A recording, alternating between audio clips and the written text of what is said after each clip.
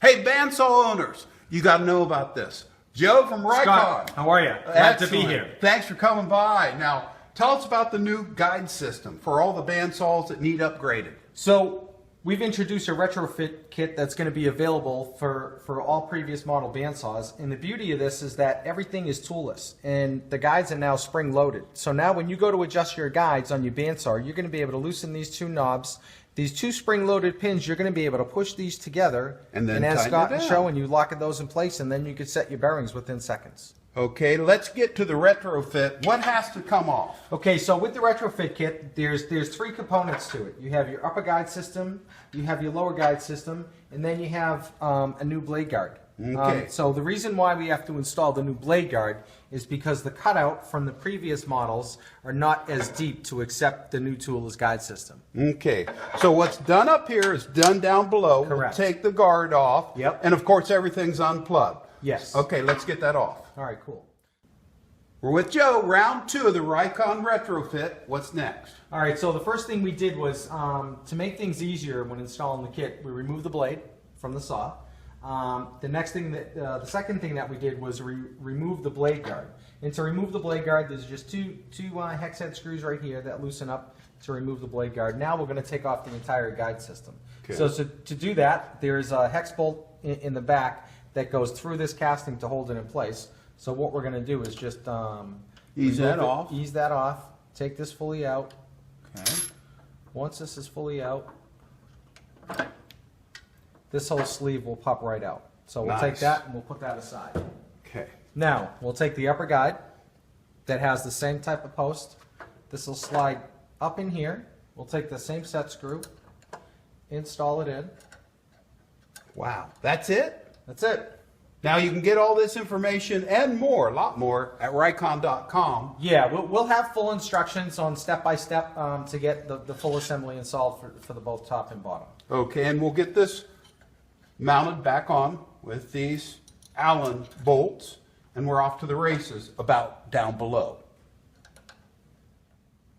So now, Joe, this is all done up above. Yep, so we have the top all in place. Everything is operating properly. We have our springs operating nice and smoothly, which are pulling your bearings in and out left and right.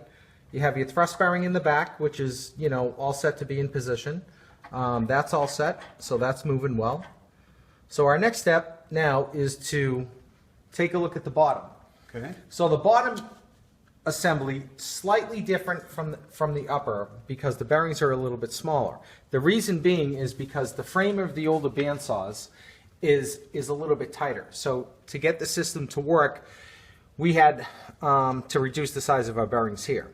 So to do that, first thing we did is, like I said earlier, we have the blade off.